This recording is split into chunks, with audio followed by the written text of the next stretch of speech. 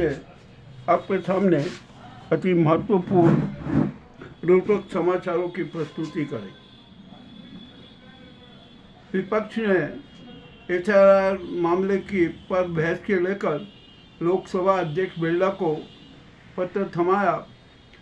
वे संकट में कि अब क्या करें क्या नहीं करें, और यदि उचित कदम नहीं उठाया है ना तो ओम बिरला के खिलाफ अविश्वास प्रस्ताव भी आ सकता। अब यहाँ पर दिल्ली एनसीआर ने अगर क्षेत्र में भारी ठगी और लूट का कांड उजागर हुआ।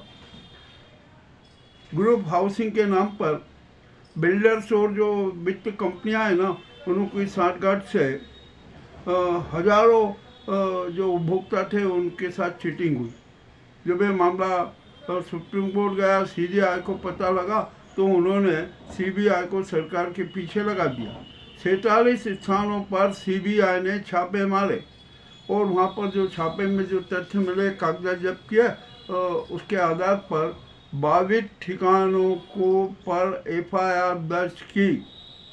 ये मामला बड़ा विचित्र हुआ। हमारे देश में अब ये नाजी सरकार घुटनों पर आ गई है। मामला बड़ा विचित्र होता जा रहा।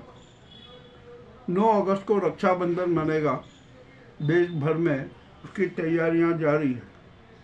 और इसी के साथ 9 सितंबर को उपराष्ट्रपति का चुनाव भी होगा। बहुत देखते हैं क्या होता है क्या नहीं होता है, राजनीति जारी है। राष्ट्रपति मुर्मू ने उग्र तेवर अपनाए। उनके उग्र तेवर से नाजी गैंग में बड़ा हड़कंप मचा हुआ।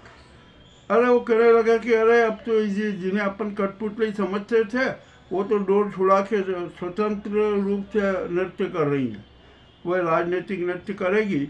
मामला अति रोचक हो चुका है और संभव है कि राष्ट्रपति मुर्मू प्रधानमंत्री से विदेश यात्राओं का संपूर्ण विवरण मांगे, जिस पर 337 करोड़ रुपया व्यय हो चुका है।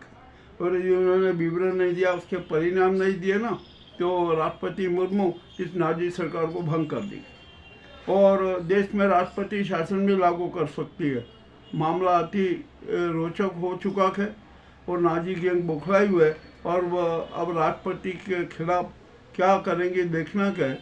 अब क्या होगा, अब ये तो हम तो कभी से सुझाव दे रहे हैं राष्ट्रपति मुर्मू जी को, वो उन्होंने माने नहीं और अब वो हमारे सुझावों पर मान गई हैं और अब कार्रवाई करने की तैयारी कर रही। अब ये नाजी गैंग है ना, अब सीबीआई गवई को बदनाम करने के भी षड्यंत्र सही है। कोई दिक्कत नहीं, वो बदनाम नहीं होंगे, वो ईमानदार हैं, सब कुछ है। चलिए ठीक है। अब यहाँ पर गडकरी जी को लेकर भी बड़ी चर्चा हो रही है कि गडकरी मंत्री पद से भी त्यागपत्र देंगे और सकता है कि संसद से भी त्यागपत्र दे दें। मामला अति रोचक है। अब देखना है कि क्या होगा क्या नहीं होगा। गडकरी जी कौन सा रुख अपनाते हैं। और ये नरेंद्र मोदी जी का तो बड़ा विचित्र खेल हो गया। जो 2 महिलाएं, खास स्मृति ईरानी और कंगना रनौत ने तो मोदी जी का पूरा चेहरे से ही नकाब हटा दिया।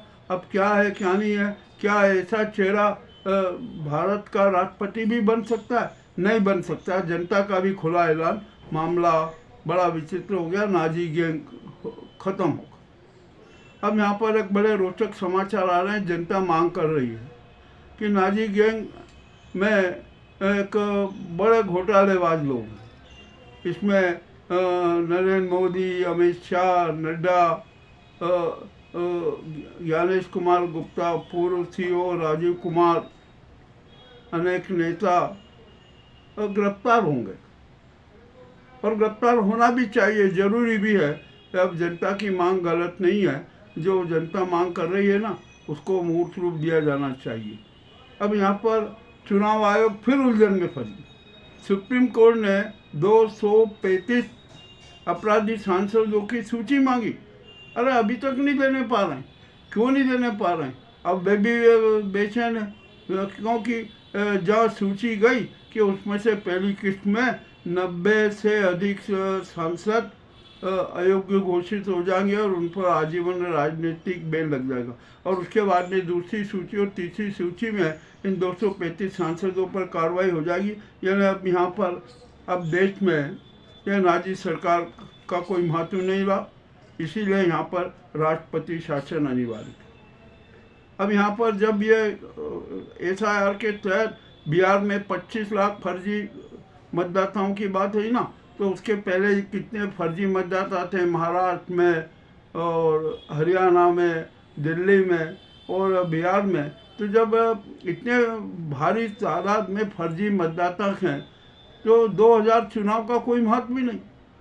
2000 चुनाव अपने आप में अवैध हो जाते हैं। ये तो चुनाव आयोग ने ही रिपोर्ट दे दी बिहार की उसमें।